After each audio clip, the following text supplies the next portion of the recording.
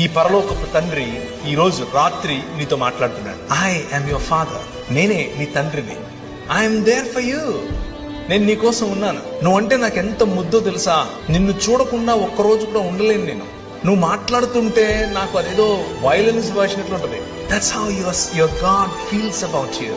నీ పట్ల నీ తండ్రికి ఉండేటటువంటి హృదయం ఇది.